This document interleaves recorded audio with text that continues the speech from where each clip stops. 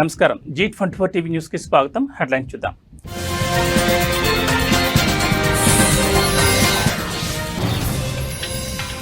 మరోసారి ప్రత్యేక దౌత్య శైలిని ప్రదర్శించిన ఇటలీ ప్రధాని.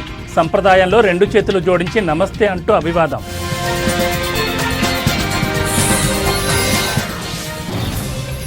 దేశ ఆర్థిక రాజధాని ముంబైలో భారీ వర్షాలు, కుండపోత వానలతో నగరం అతలాకుతలం.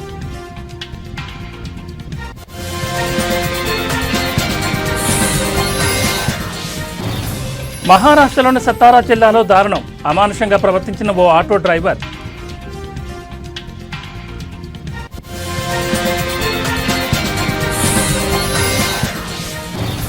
బీసీ సంక్షేమ సంఘం ఆధ్వర్యంలో సెమినార్ కార్యక్రమం.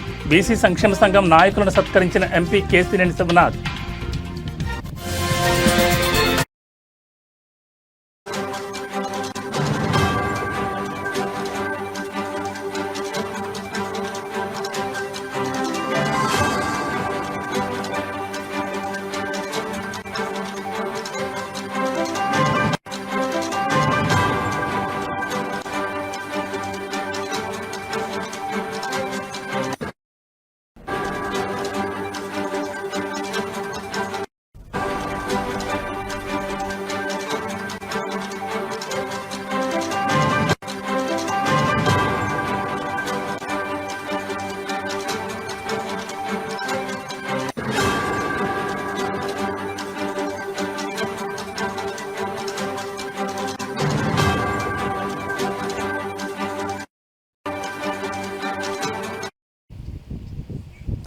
బులెటిన్లో బ్రేకింగ్ న్యూస్ చూస్తున్నాం. ఇటలీ ప్రధాని జార్జియా మెలోని తన ప్రత్యేక దౌత్య శైలిని మరోసారి ప్రదర్శించారు. ప్రపంచ రాజకీయాలకు కేంద్రమైన వైట్ హౌస్లో అమెరికా అధ్యక్షుడు డొనాల్డ్ ట్రంప్ సీనియర్ సహాయకురాలకి భారతీయ సంప్రదాయంలో రెండు చేతులు జోడించి నమస్తే అంటూ అభివాదం చేశారు. సాధారణంగా కరచాలనాలు, లాంఛనప్రాయ పలకరింపులు ఉండే అత్యున్నత స్థాయి సమావేశంలో ఆమె చేసిన ఈ పని అందరి దృష్టిని ఆకర్షించింది.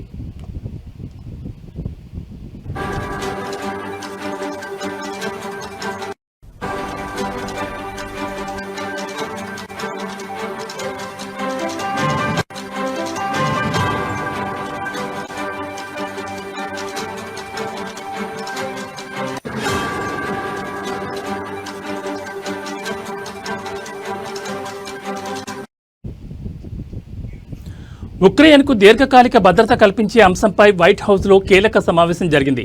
ఈ చర్చల్లో పాల్గొనేందుకు వచ్చిన మెలోని ఈ విధంగా పలకరించి ప్రత్యేకంగా నిలిచారు. మెలోని ఇలా నమస్కారం పెట్టడం ఇదే మొదటిసారి కాదు. గత ఏడాది జూన్లో ఇటలీలో జరిగిన G7 సదస్సులో భారత ప్రధాని నరేంద్ర మోడీ, బ్రిటన్ ప్రధాని రిషి సునాక్, యూరోపియన్ కమిషన్ అధ్యక్షురాలు ఉర్సులా వాన్ డెర్ లేయన్ వంటి పలువురు ప్రపంచ నేతలకు ఆమె ఇదే రీతిలో నమస్కరించి వార్తల్లో నిలిచారు.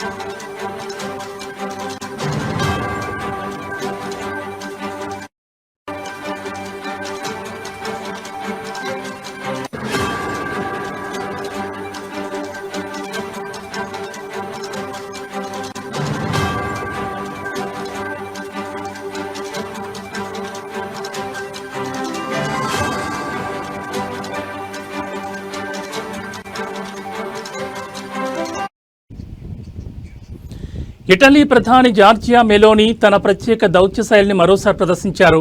ప్రపంచ రాజకీయాలకు కేంద్రమైన వైట్ హౌస్లో అమెరికా అధ్యక్షుడు డొనాల్డ్ ట్రంప్ సీనియర్ సహాయకురాలకి భారతీయ సంప్రదాయంలో రెండు చేతులు జోడించి నమస్తే అంటూ అభివాదం చేశారు.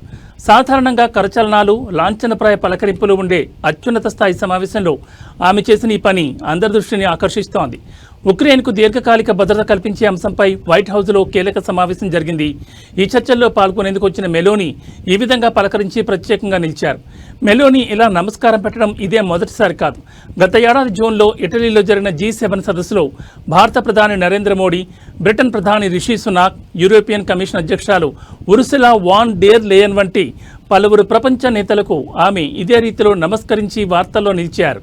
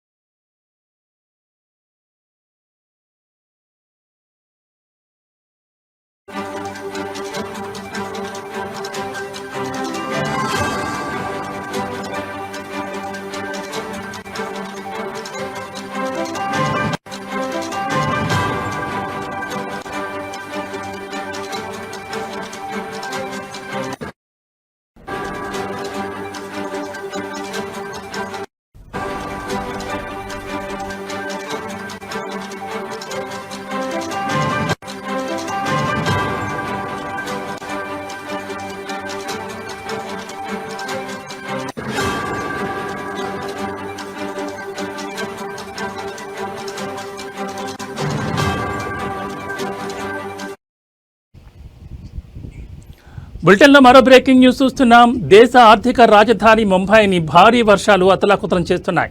ఈ తెల్లవారుజాము నుంచి ఎడతెరిపి లేకుండా కురుస్తున్న కొండపోత వానతో నగరం అతలాకుతలమైంది.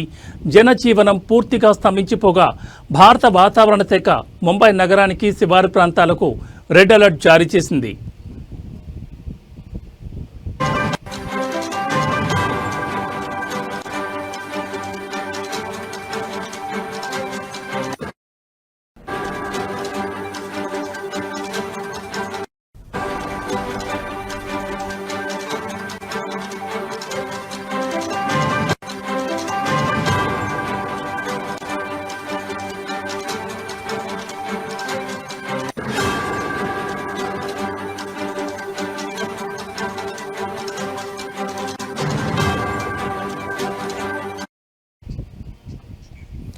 ఈ నేపథ్యంలో బృహన్ ముంబై మున్సిపల్ కార్పొరేషన్ కీలక నిర్ణయం తీసుకుంది.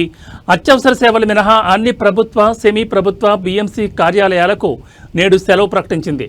ప్రైవేట్ సంస్థలు కూడా తమ ఉద్యోగులకు వీలైనంత వరకు వర్క్ ఫ్రం హోం సదుపాయం కల్పించాలని, అనవసర ప్రయాణాలు చేయొద్దని బీఎంసీ గట్టిగా సూచించింది. భారీ వర్షాల కారణంగా ముంబైలోని పాఠశాలలు, కళాశాలలకు కూడా సెలవులు ప్రకటించారు.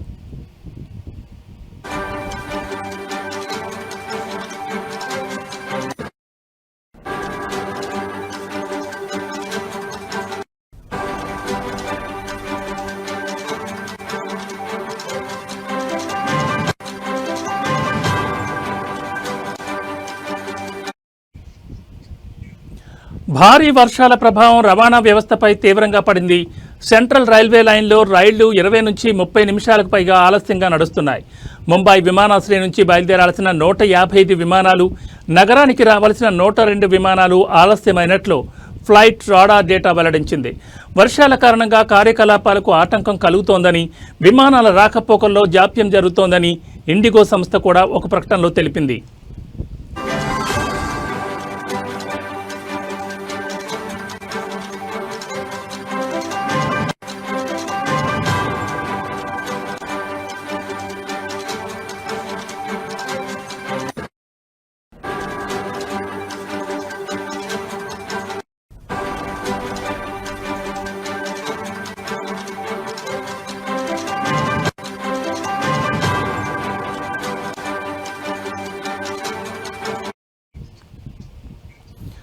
నగరంలోని అనేక ప్రాంతాలు జలదిగ్బంధంలో చిక్కుకున్నాయి. అంధేరి వెస్ట్లోని ఎస్వీ రోడ్లో వాహనాల రాకపోకలు పూర్తిగా నిలిచిపోయాయి. సియాన్లోని Gandhi market, Dadar TT, Mumbai central వంటి ప్రాంతాల్లో రోడ్లు చెరువులను తలపిస్తున్నాయి. వసాయిలోని మిథాగర్ ప్రాంతంలో వరద నీటిలో దాదాపు 200 నుంచి 400 మంది చిక్కుకున్నట్లు సమాచారం. ఇవాళ ఉదయం 8 గంటలతో ముగిసిన 24 గంటల వ్యవధిలో విక్రోలీలో అత్యధికంగా 255.5 మిల్లీమీటర్ల వర్షపాతం నమోదు కాగా, బైకుల్లాలో 241.0 మిల్లీమీటర్లు, శాంతాక్రూజ్లో 238.2 మిల్లీమీటర్ల వర్షం కురిసింది.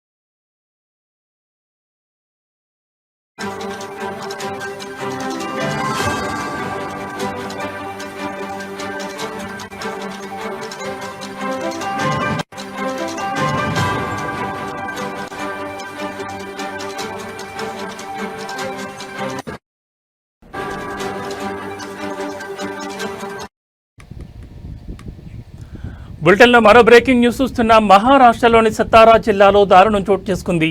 మద్యం మత్తులో ఓ ఆటో డ్రైవర్ అమానుషంగా ప్రవర్తించాడు. జరిమానా తప్పించుకోవడానికి ఆటోను ఆపకుండా తీసుకెళ్లాడు. అడ్డుపడిన మహిళా కానిస్టేబుల్ ఈడ్చుకుంటూ వెళ్లడంతో స్థానికులు వెంటపడి ఆటోను ఆపేశారు. డ్రైవర్ను చితకబాది పోలీసులకు అప్పగించారు. ఈ ఘటనకు సంబంధించిన వీడియో ప్రస్తుతం సోషల్ మీడియాలో వైరల్గా మారింది.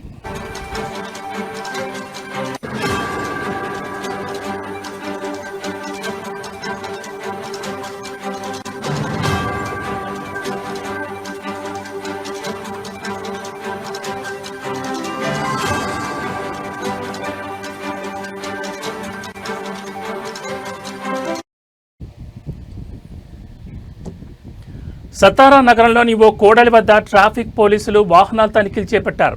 ఇంతలో అటుగా వచ్చిన ఓ ఆటోను మహిళా కానిస్టేబుల్ భాగ్యశ్రీ జాదవ్ ఆపేందుకు ప్రయత్నించారు.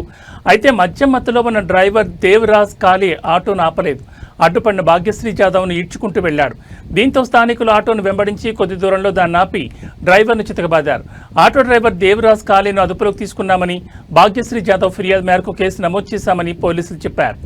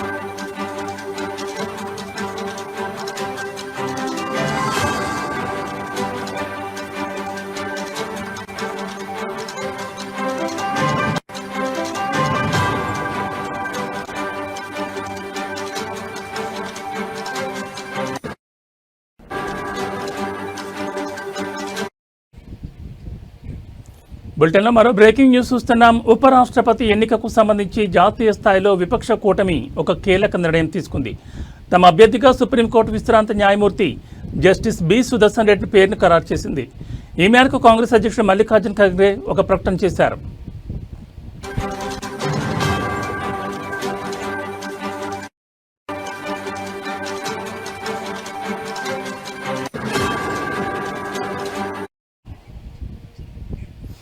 విపక్ష కూటమి అభ్యర్థిని ప్రకటించడం బీజేపీ నేత సిపి రాధాకృష్ణన్ను ఎన్డీఏ తమ అభ్యర్థిగా ప్రకటించిన 2 రోజుల తర్వాత చోటు చేసుకుంది. ఉపరాష్ట్రపతి ఎన్నిక సెప్టెంబర్ 9న జరగనుంది. నామినేషన్లు దాఖలు చేయడానికి చివరి తేదీ ఆగస్టు 21. గోవా మొదటి లోకాయుక్త చైర్మన్ 2007 జనవరి 12 నుండి 2011 జూలై 8 వరకు సుప్రీంకోర్టు న్యాయమూర్తిగా పనిచేశారు justice B Sudarshan Reddy. 2024 December 14న హైదరాబాద్ అంతర్జాతీయ ఆర్బిట్రేషన్ మధ్యవర్తిత్వ కేంద్రం ఐఎంఎంసి శాశ్వత ట్రస్టీగా బాధ్యతలు చేపట్టారు. బి సుదర్శన్ రెడ్డి 37వ హైదరాబాద్ జాతీయ పుస్తక ప్రదర్శన పర్యవేక్షించడానికి సూచనలు ఇవ్వడానికి ఏర్పాటు చేసిన కమిటీకి సలహాదారుడిగా నియమితులయ్యారు.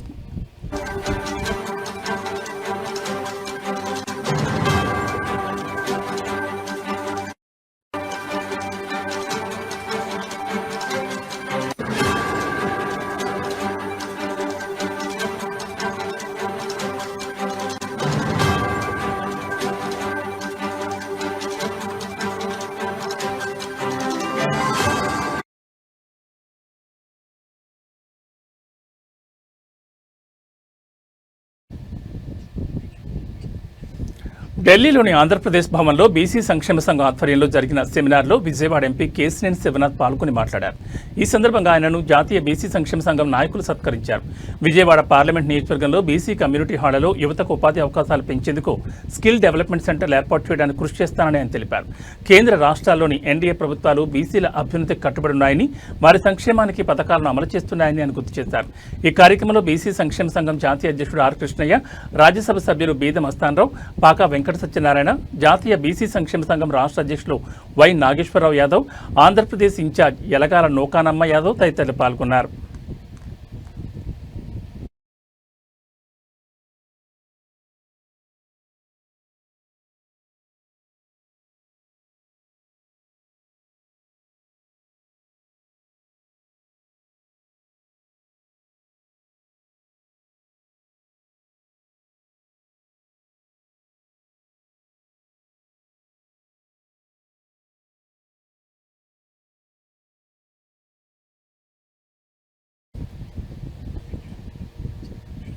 వేములవాడ శ్రీ రాజరాజేశ్వర స్వామి ఆలయంలో మాజీ సీఎం కేసీఆర్ సతీమణి శోభ మనవడు హిమాంశుతో కలిసి ప్రత్యేక పూజల్లో పాల్గొన్నారు. రాజన్న కోడెముక్కు చెల్లించి అనంతరం స్వామివారికి ప్రత్యేక పూజలు చేశారు. ఆలయ అర్చకులు స్వాగతం పలుకుతూ తీర్థప్రసాదాలు అందించారు. వేములవాడ నియోజకవర్గ ఇన్ఛార్జ్ చల్మడ లక్ష్మీ నరసింహారావు, ఏనుగు మనోహర్ రెడ్డి, మాజీ మున్సిపల్ చైర్పర్సన్ రామతీర్థపు మాధవి స్వామివారి చిత్రపటాన్ని అందజేశారు.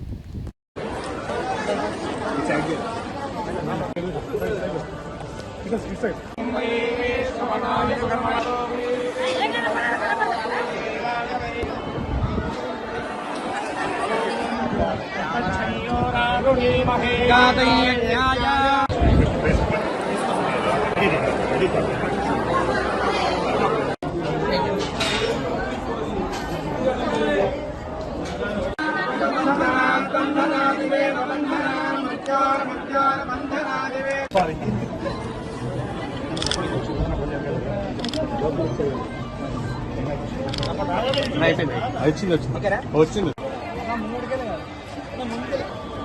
ఇట్లా ఇట్లా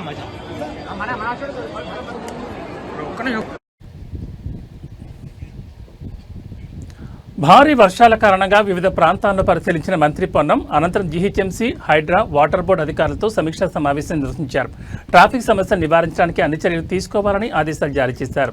ఇటీవల హైదరాబాద్లో భారీ వర్షాల కారణంగా తలెత్తిన సమస్యల పరిష్కారం కోసం వివిధ ప్రాంతాలను మంత్రి పొన్నం ప్రభాకర్ మరియు మేయర్ గద్వార్ విజయలక్ష్మి తనిఖీ చేశారు. అనంతరం మంత్రి పొన్నం ప్రభాకర్ మరియు మేయర్ గద్వార్ విజయలక్ష్మి జీహెచ్ఎంసీ, హైడ్రా మరియు వాటర్ బోర్డు అధికారులతో ఒక సమీక్షా సమావేశం నిర్వహించారు. ఈ సమావేశంలో వారు వరదలు మరియు ట్రాఫిక్ సమస్యలు నివారించడానికి అవసరమైన అన్ని చర్యలను తీసుకోవాలని అధికారులను ఆదేశించారు. కేబీఆర్ పార్క్ గేట్ నెంబర్ 2 వద్ద ఆకస్మిక తనిఖీల గురించి ప్రత్యేకంగా నిర్ధారించే వార్తలు లేనప్పటికీ వారు నగరంలో వివిధ ప్రాంతాల్లో పర్యటించి సమస్యల పరిష్కారానికి కృషి చేస్తున్నారని తెలుస్తోంది.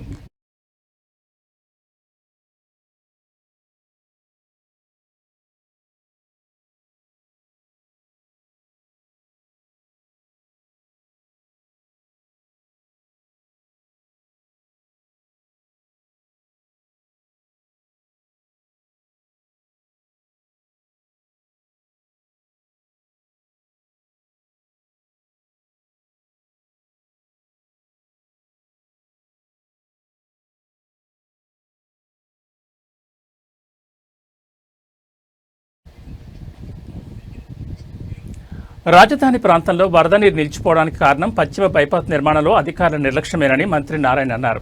ఆయన మంగళగిరి మండలంలోని వరద ప్రభావిత ప్రాంతాలను ఏడీసీ చైర్పర్సన్ లక్ష్మీ పాదసారథితో కలిసి సందర్శించారు. మంగళగిరి మండలం కురగల్ల దగ్గర జాతీయ రహదారిపై నిర్మించిన వంతెన కింద పేరుకుపోయిన మట్టిని తొలగించకపోవడం వల్లే నీరు దిగుకు వెళ్లలేదని మంత్రి చెప్పారు. సుమారు 25 అడుగుల మట్టిని వెంటనే తీసివేయడం సాధ్యం కానందున వంతెన సమీపంలో కొంతమేర జాతీయ రహదారిని తొలగిస్తున్నట్లు తెలిపారు. ఈ చర్య వల్ల 24 గంటల్లో వరద నీరు దిగిపోతుందని, ఆ తర్వాత మట్టిని పూర్తిగా తొలగించి రోడ్డు మరమ్మతులు పూర్తి చేస్తామని ఆయన వివరించారు.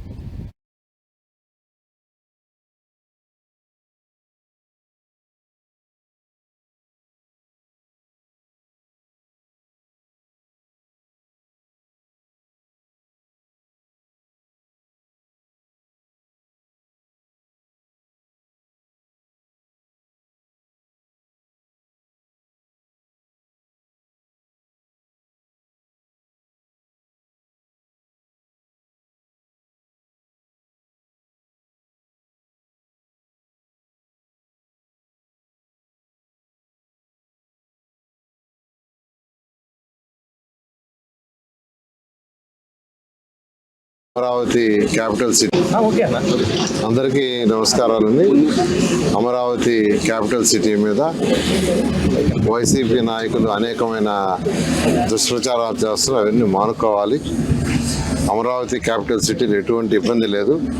అయితే వెస్టర్న్ బైపాస్ రోడ్ ఏదైతే కన్స్ట్రక్ట్ చేస్తున్నారో ఆ కన్స్ట్రక్షన్ చేసేటప్పుడు కొండవీటి వాగు ఏదైతే ఉందో కొండవీటి వాగు కింద యాక్చువల్గా ఆ మట్టి అంతా తీసేసి పైన యాక్చువల్గా బ్రిడ్జ్ కట్టుండాల్సింది. వాళ్ళు ఆ మట్టి తీయకుండా పైన బ్రిడ్జ్ కట్టారు. ఏదైతే ఆ కిందకంటే బ్రిడ్జ్ నుంచి కిందకి 8 మీటర్లు 8 మీటర్లు దాదాపు 25 అడుగులు ఉంటుంది. అది బ్రిడ్జ్ కింద వాటర్ ఫ్లో అయ్యేది. ఇప్పుడు జీరో ఎందుకంటే వాళ్ళ కన్స్ట్రక్షన్ విజయవాడ నగరంలో పలు రెస్టారెంట్లు, బేకరీలలో ఫుడ్ సేఫ్టీ అధికారులు తనిఖీలు చేపట్టారు. ఫుడ్ సేఫ్టీ మరియు తూనికలు, కొలతల శాఖ అధికారుల ఆధ్వర్యంలో మొత్తం 40 బృందాలుగా joint food safety controller Purnachandrarao ఆధ్వర్యంలో తనిఖీలు నిర్వహించారు. పలు రెస్టారెంట్లపై అందిన ఫిర్యాదుల మేరకు తనిఖీలు చేపట్టారు అధికారులు. నగర వ్యాప్తంగా రెస్టారెంట్లలో పాటిస్తున్న ఆహార భద్రతా ప్రమాణాలపై అధికారులు తనిఖీలు చేపట్టారు. అనుమతులు లేకుండా నిర్వహిస్తున్న హోటల్స్, కాలం చెల్లిన ఆహార పదార్థాలను అధికారులు గుర్తించారు.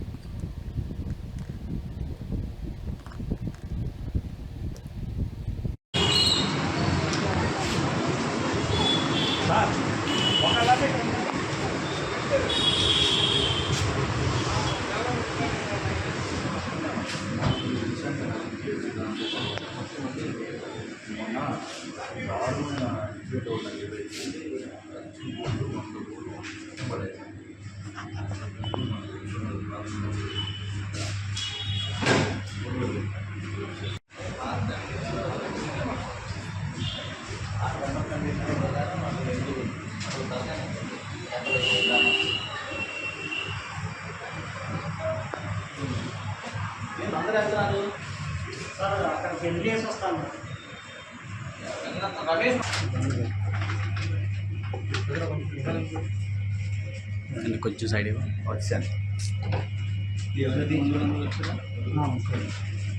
కారిపోతున్నది.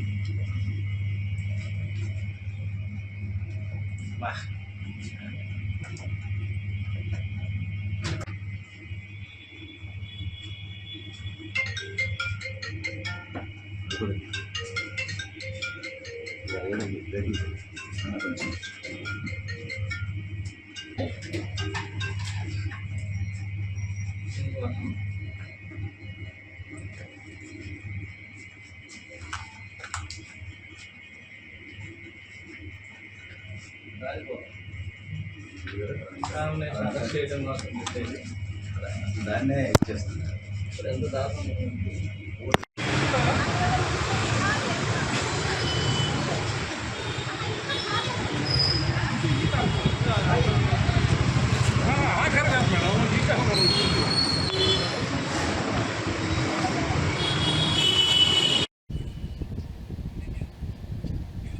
ఇవి బులెటిన్ అప్డేట్స్. మరిన్ని అప్డేట్స్తో మళ్ళీ కలుద్దాం. నమస్కారం.